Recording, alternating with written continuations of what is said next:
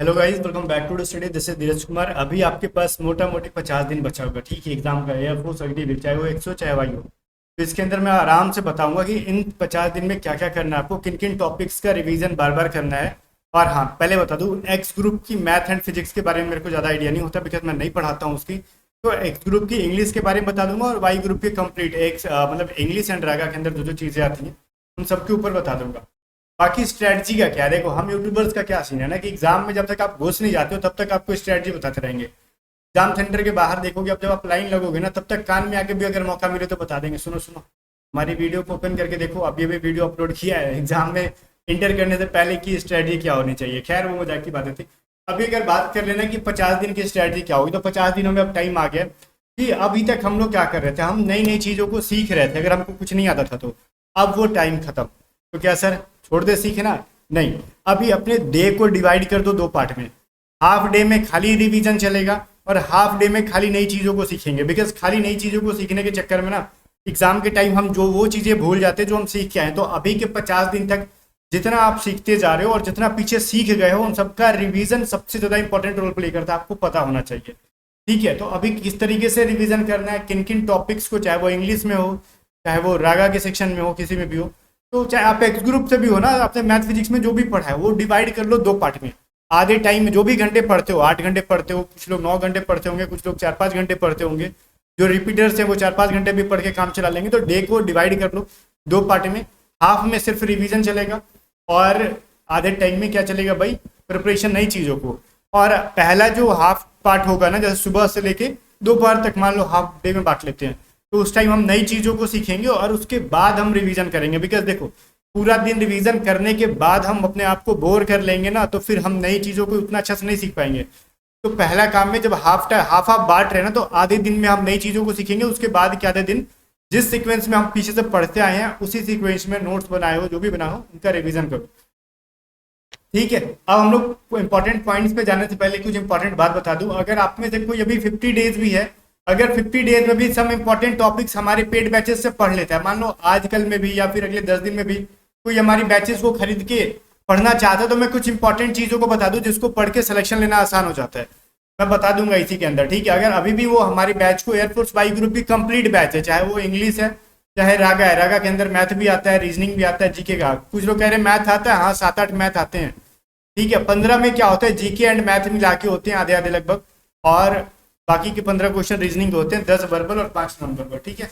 हमारे paid batches के अंदर सब चीज़ें कराई जाएंगी, रिकॉर्डेड वीडियो क्लासेस मिल जाएगी, ऑनलाइन मॉक टेस्ट मिल जाएगा, और मॉक टेस्ट के ऊपर भी जिक्र करेंगे अभी लगाना है, कितना लगाना है, कब कब लगाना है, और पीडीएफ के ऊपर भी जिक्र करेंगे। पीडीएफ भी हमारी सब इस बैच के अंदर सब कुछ मिल जाता है, ठीक है। ये कहाँ पे है, तो एडिटेड स्टडी ऐप के ऊपर है, लिंक डिस्क्रिप्शन में जाके बाय करके पढ़ना करो। और मैं कहता हूँ ये 50 डेज अगर डेडिकेटेड होकर पढ़ लोगे हमारी बैच से ना, जो जो टॉपिक मैं बता रहा हूँ, आराम से आप कट ऑफ क्लियर कर लोगे। मैं ये नहीं कहूंगा कि आउट ऑफ 45 ला दोगे 50 में, ऐसा तो नहीं पॉसिबल है। कट ऑफ से 5-6 नंबर तो ज़्यादा रहने ही वाले हैं आपके, आराम से अभी से भी अगर मन लगा के पढ़ोगे तो। लेकिन पढ़ाई कंटिन्यू होना चाहिए, गैप करके नहीं। और पेड बैचेस में ज्वाइन होने में कुछ भी प्रॉब्लम आता है तो व्हाट्सअप करके पूछ सकते हो, नंबर आपके सामने है 7279047787। वहाँ पे हमारी एक्स ग्रुप की इंग्लिश की बैचेस भी हैं, ठीक है। और अब यहाँ पे हम लोग जिक्र कर लेते हैं स्टडी के बारे में। पहले हम इंग्लिश के बारे में कहते हैं, ठीक है। इंग्लिश से पहले मॉक का जिक्र कर ले भाई। मॉक टेस्ट क्या है, चाहे आप एक्स ग्रुप से हो, वाई, देखो एक्स किसको कहते हैं, साइंस को, और वाई किसको कहते हैं हम लोग, अदर देन साइंस को, ठीक है। अदर देन साइंस वाले जो है उनको हम वाई ग्रुप से बता रहे होते हैं, चाहे साइंस हो चाहे अदर देन साइंस हो। अभी हमारे पास कुल मिला के 50 डेज है, अभी रेगुलर मॉक लगाने की जरूरत नहीं है। अभी आप सप्ताह में 2 मॉक लगाओ, it will be sufficient for you. सप्ते में 2 से मॉक लगाओ, ये बहुत है, ठीक है। हमको अपने आप को चेक करने के लिए 2 मॉक्स लगाने कि हम अभी कितने पानी में हैं, कितने मार्क्स अभी हमारे मॉक में आ रहे हैं। लेकिन 2 मॉक तो मिनिमम लगाओ, मैक्सिमम आप 7 भी लगा सकते हो, लेकिन ज़्यादा कोई फायदा नहीं है, टाइम की बर्बादी है। क्योंकि मॉक लगाना सिर्फ कोई बड़ी बात नहीं है। मॉक लगा, मान लो आप मान लेते हैं ना कि आपने 45 मिनट का मॉक लगाया बाई ग्रुप वाले, तो हम 10 मिनट में उसके एनालिसिस नहीं कर सकते बढ़िया से। 45 मिनट दिए ना, तो कम से कम हाफ आवर दोगे आप मॉक का एनालिसिस करने में, ठीक है।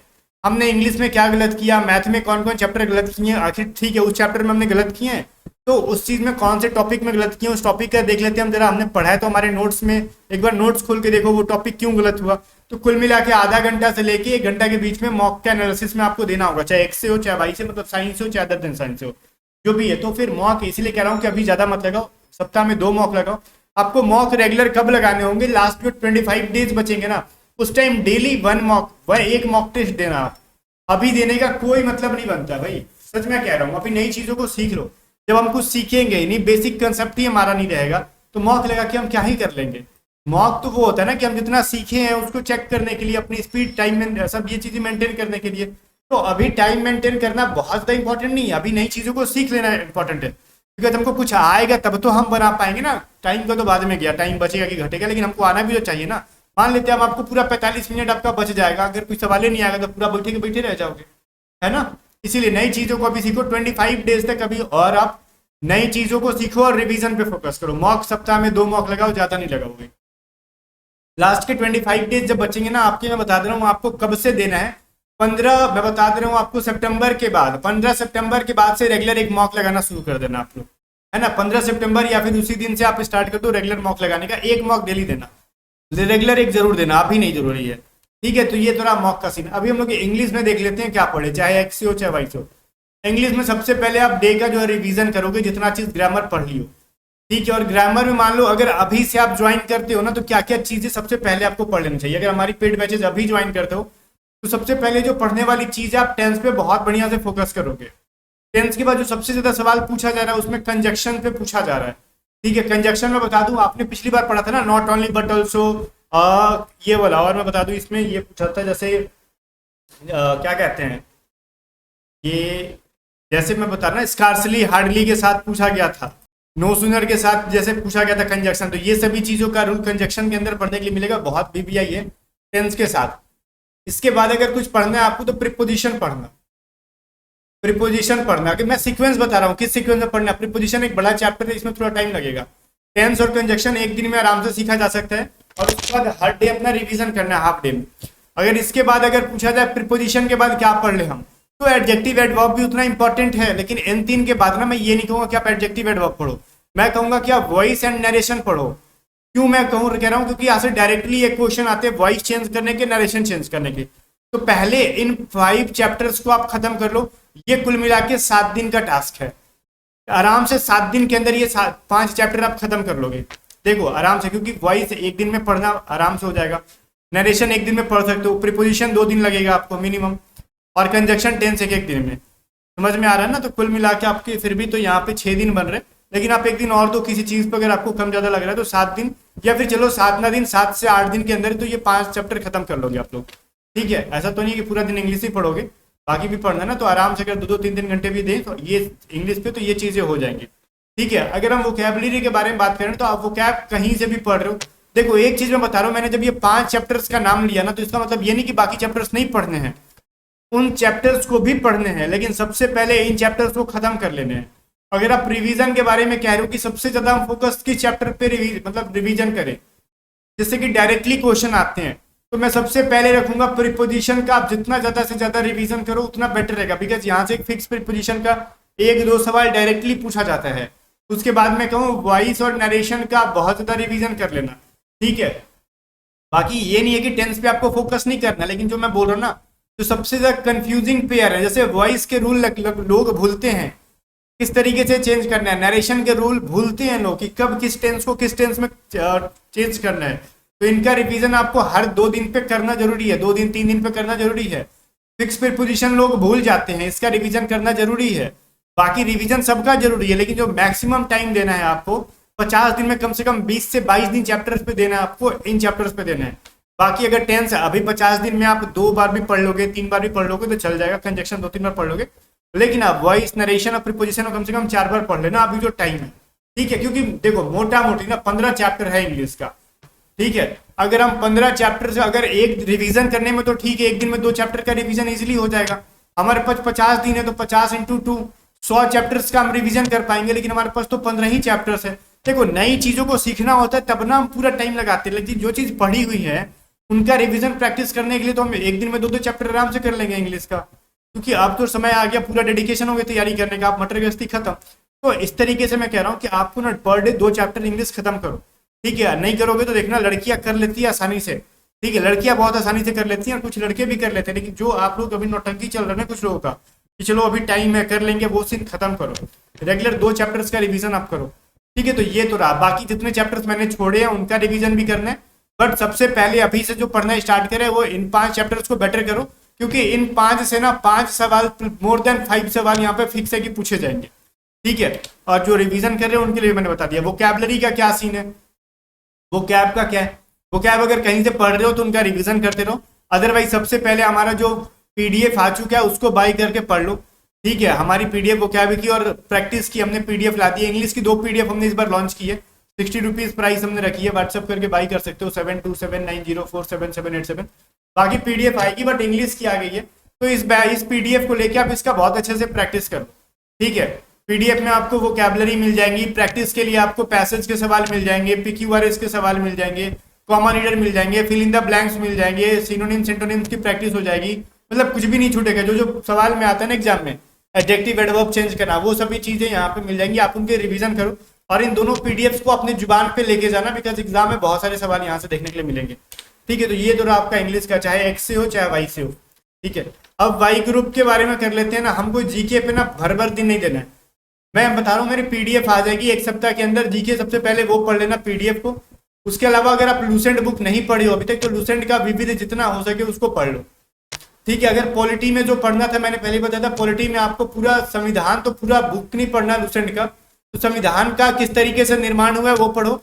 इसके बाद राष्ट्रपति के बारे में पढ़ लो, उनकी पद पे मतलब मिनिमम एज क्या होनी चाहिए, उनका शासन कितना होता है, उनकी चुनाव कैसी होती है, उनकी पावर क्या है, ये राष्ट्रपति के बारे में पढ़ो।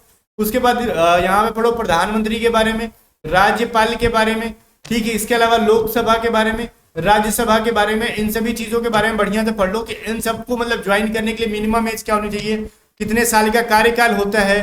देखो देखो सर्वोच्च न्यायालय के न्यायाधीश के बारे में, इन सबको मतलब वो क्या करते हैं, शपथ कौन दिलाता है, नियुक्ति कौन करता है, मेन पॉलिटी से यही पूछता है। और संविधान के निर्माण के बारे में क्या पूछेगा, संविधान किस मिशन के तहत बनी, उसके कौन से समिति के कौन से अध्यक्ष थे। ठीक है, उसमें स्टार्टिंग में कितने लोग थे, कितने दिन बनने में लगा। उसके अलावा जो मेन संविधान सवाल पूछता है कि कौन सी चीजों को किस कंट्री से लिया गया है।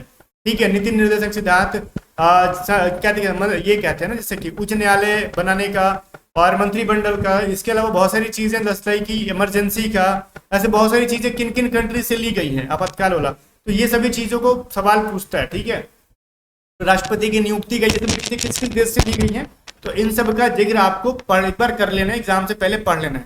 बहुत ज्यादा जीके पे टाइम नहीं देंगे। और इसके अलावा मैं आपको तो यूट्यूब पे एक बार क्रैश कोर्स कराई दूंगा, बाकी पेड बैच में हो तो ज्यादा टेंशन नहीं लो, उन सभी चीजों को कर लो। बाकी पीडीएफ आएगी, करंट अफेयर पढ़ते रहो जहां से पढ़ रहे हो, बाकी हमारी पीडीएफ आएगी उसको पढ़ लेना। आना होगा तो वहीं से आ जाएगा, अदरवाइज कहीं से नहीं आएगा, लिख के ले लेना। मैं डायरेक्टली बोलता हूँ, आना होगा तो वहीं से आ जाएगा, नहीं तो फिर कहीं से कुछ भी पढ़ लो, नहीं आने वाला। तो जीके पे आपको रेगुलर 1 आवर देना है, बहुत ज्यादा नहीं देना है। ठीक है, उसके अलावा मैथ पे टाइम दो, वाई ग्रुप वालों मैथ पे टाइम दो। मैथ में अगर सबसे ज्यादा पढ़ना आपको क्या, तो मैं बता रहा हूँ सुनो। अगर अभी फिलहाल है आप करते हो, अगर पेड बैचेस लेते हो तो सबसे पहले ना आप परसेंटेज पढ़ लो, परसेंटेज के बाद प्रॉफिट लॉस पढ़ लो, प्रॉफिट लॉस पढ़ लो, ध्यान से सुनना, एक सवाल जरूर आएगा। इसके अलावा मैं बोलूँ रेशियो पढ़ लेना, रेशियो पहले पढ़ लेना, परसेंटेज के पहले रेशियो पढ़ लेना ध्यान से। मैं इसको थोड़ा सा सीक्वेंस इसका चेंज करता हूँ, रुको, क्योंकि रेशियो पहले पढ़ लोगे ना तो प्रॉफिट लॉस बनाना आसान हो जाएगा। पहले आप रेशियो पढ़ोगे, उसके बाद आप एवरेज पढ़ लेते हो, बढ़िया, ये सभी चीजें मतलब ये ना पूरे अरिथमेटिक के बेस हैं 4-5 चैप्टर। इसके बाद आप परसेंटेज पढ़ोगे, इसके बाद क्या करोगे आप इसके बाद आपको पढ़ लेना ये प्रॉफिट लॉस। ठीक है, प्रॉफिट लॉस अरिथमेटिक में पहले इतना पढ़ लेना। ठीक है, ये 4, क्योंकि यहाँ से 3 सवाल तो फिक्स हैं, 2-3 सवाल। उसके बाद यहाँ से अगर कुछ पढ़ना आपको ना एडवांस मैथ पे जाना, पूरा मेंसुरेशन पढ़ लेना, 1 सवाल मेंसुरेशन के फिक्स है। ट्राइगोनोमेट्री पढ़ लेना, 1 सवाल यहाँ से फिक्स है।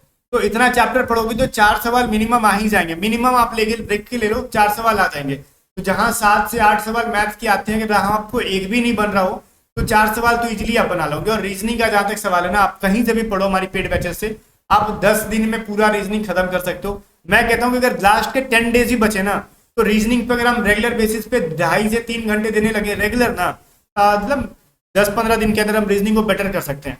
रीजनिंग पूरा माइंड का गेम है, कुछ भी उसमें लर्न करने वाली चीजें नहीं है। रीजनिंग के अंदर क्या लर्न करोगे, कुछ रट्टाफिकेशन नहीं है। मैथ में तो चलो है भी, इसके रूल्स रटने हैं, रेशियो के नियम रटने हैं, रेशियो एवरेज के फॉर्मूला रटने हैं, ट्रिक्स रटने। रीजनिंग में क्या रटना है, कुछ रटना है नहीं। मुश्किल से आपको एक आध चैप्टर्स में, जैसे कि क्लॉक वाले में कुछ कुछ रटना है। और बताओ मेरे को क्या में रटना है, किसी में कुछ नहीं लगता है। आपको डायरेक्शन में कुछ रखना ही नहीं है, खाली ये समझना कि दिशा कौन सी, तो ह्यूमन नेचर है, राइट लेफ्ट समझना, अप डाउन समझना, साउथ ईस्ट नॉर्थ वेस्ट, तो ह्यूमन नेचर है, तो हर कोई समझ पाता है। तो रीजनिंग आप पढ़ो, रीजनिंग खाली प्रैक्टिस की चीजें, जितनी ज्यादा प्रैक्टिस करो, हमारी बैचेस से पढ़ो और जितनी ज्यादा प्रैक्टिस करो। और एक चीज जो है प्रोबेबिलिटी, तो मैं पेड बैचेस में इसको ऐड कर रहा हूँ, मैंने पढ़ाया नहीं बट पढ़ा दूंगा, तो बहुत इजीली मैं पढ़ा दूंगा। अगर इसको भी पढ़ लेते हो तो बहुत बढ़िया है, ठीक है, इसको यूट्यूब पे ही पढ़ा दूंगा मैं। तो मैथ में पहले इनको पढ़ लो, क्योंकि अगर मैथ में इनको पढ़ लेते हो तो इतना पढ़ने के बाद आपको सीधे टाइम एंड वर्क और टाइम एंड डिस्टेंस पढ़ लेना, टाइम एंड डिस्टेंस पढ़ लेना, ठीक है, क्योंकि दोनों से एक एक सवाल पूछेगा, क्योंकि यहाँ से पूछता है ना, अगर अपना रेशियो बहुत बढ़िया हो गया ना, परसेंटेज बहुत बढ़िया होगी, तो टाइम एंड वर्क समझना आसान हो जाता है, टाइम एंड डिस्टेंस समझना आसान हो जाता है, ठीक है। लेकिन मेंसुरेशन किसी भी चैप्टर से इसका कोई लेना देना नहीं है, मेंसुरेशन फुली मतलब इंडिपेंडेंट चैप्टर है, खाली इसका फॉर्मूला रटो। ट्राइगोनोमेट्री का बहुत सारा ज्यादा कुछ डिपेंड नहीं करता किसी और पे, ये भी इंडिपेंडेंट है, इनका फॉर्मूला रटना पड़ेगा। बट ओवरऑल इधर के अरिथमेटिक जो चैप्टर्स होते हैं, जैसे जैसे आप आगे बढ़ते जाओगे, ये पिछले चैप्टर्स पे बहुत ही डिपेंडेंट रहते हैं। तो मैथ में मैं कहूँगा अगर आपने रेशियो पढ़ लिया ना, परसेंटेज पढ़ लिया ना, तो इनका 10 बार रिवीजन करने की जरूरत नहीं पड़ेगा, क्योंकि आप जैसे से आगे बढ़ते जाओगे तो रेशियो परसेंटेज का रूल अप्लाई होते जाएगा आगे के चैप्टर्स पे। तो वही मैं कह रहा हूँ कि मैथ पे है ना, बस आप आराम से जल्दी जल्दी कवर कर पाओगे अगर आपके पास पढ़ने की क्षमता है तो इन सभी चैप्टर्स को आपको सबसे ज्यादा पहले फोकस करना है। यहाँ पे मैं चाहता तो सारे चैप्टर्स के नाम लिख देता, लेकिन मेन जो टॉपिक्स है मैथ में, आपको मैंने वो चीजें ऐड कर दी। अब देखो, ये सभी चीजों को हम डे को 2 भाग में बांटेंगे, कैसे, अब ध्यान से सुनना।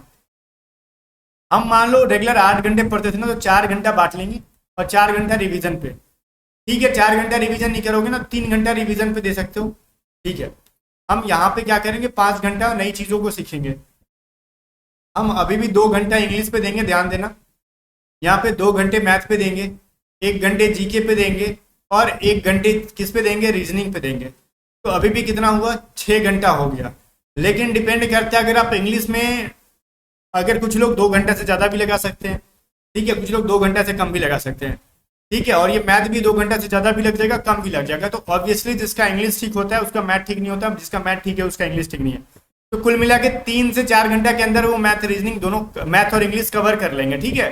जो जिसका टाइम जहां बचे उसमें लगा दो। ऐसा नहीं कि हमने इंग्लिश 1.5 घंटे में पढ़ लिया 2 चैप्टर, तो इसका मतलब ये नहीं है ना कि हम अब मैथ पे वो टाइम नहीं देंगे, तो वो टाइम मैथ पे दो।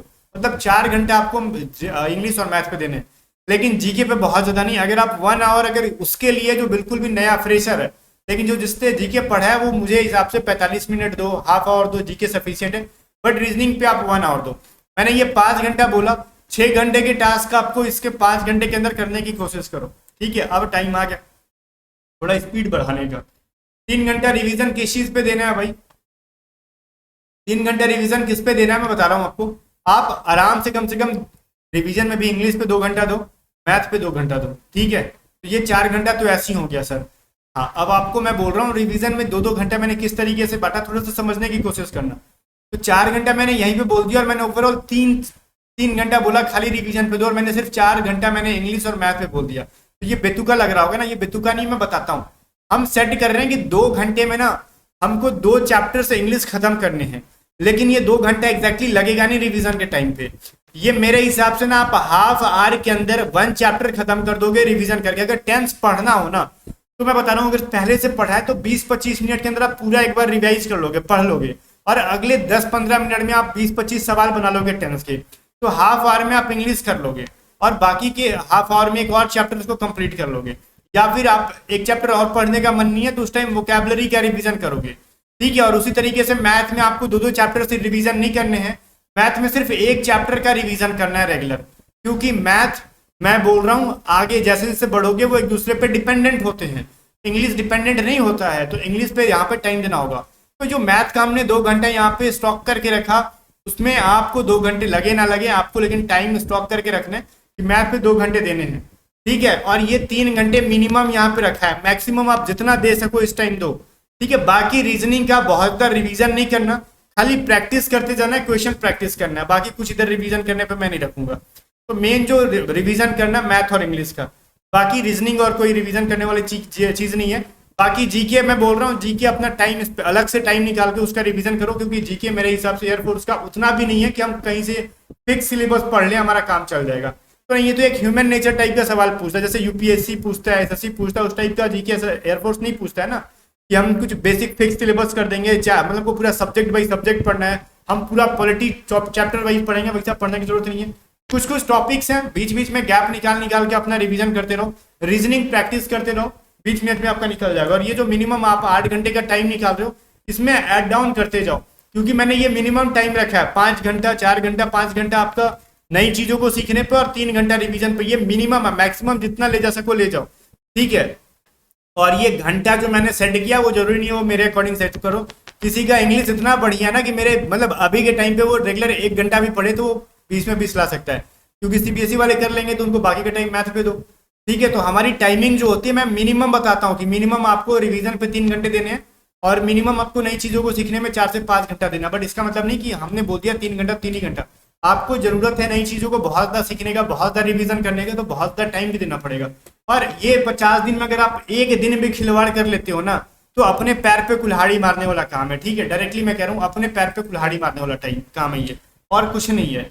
बाकी जाने से पहले कहूंगा कि अभी भी टाइम है। 50 दिन के बाद अगर देखो 30 दिन बचेगा ना लास्ट के, तो पेड बैच लेने का कोई मतलब नहीं बनता, फिर आपसे नहीं हो पाएगा, क्योंकि आज के टाइम पे एक एक दिन बहुत इंपॉर्टेंट है।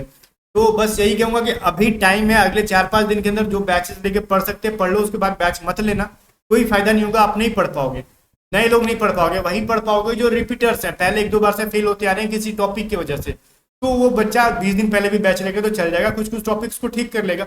और इस बैच की वैलिडिटी 8 मंथ तक है। पढ़ना शुरू करो, अपना बेस्ट दो, अगर इस बार नए भी हो तो अभी से प्रैक्टिस और नई चीज़ों को सीखना चालू कर दो, तभी कुछ हो सकता है भाई। बाकी एटीट्यूड स्टडी ऐप का लिंक डिस्क्रिप्शन में, टेलीग्राम चैनल को भी ज्वाइन कर सकते हो, लिंक डिस्क्रिप्शन पे। मिलते हैं नेक्स्ट में, तब तक के बाय बाय। और इस स्ट्रेटजी को फॉलो करना, रेगुलर मॉक देके टाइम वेस्ट ना करो, बिकॉज मॉक में टाइम वेस्ट होगा अभी के लिए। हम 1 घंटे अगर मॉक पे अभी फिलहाल देंगे ना रेगुलर, तो हमारा टाइम वेस्ट है और कुछ नहीं है। 50 दिन नहीं देते हैं मॉक, ठीक है। हमको रिकॉर्ड नहीं बनाना मॉक का कि हम 200-300 मॉक लगा के चले जाएंगे।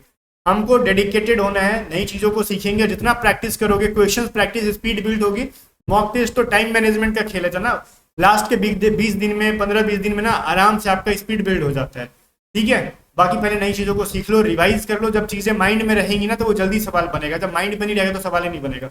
मिलते हैं नेक्स्ट में, तब तक बाय बाय। वीडियो लाइक करके शेयर कर देना।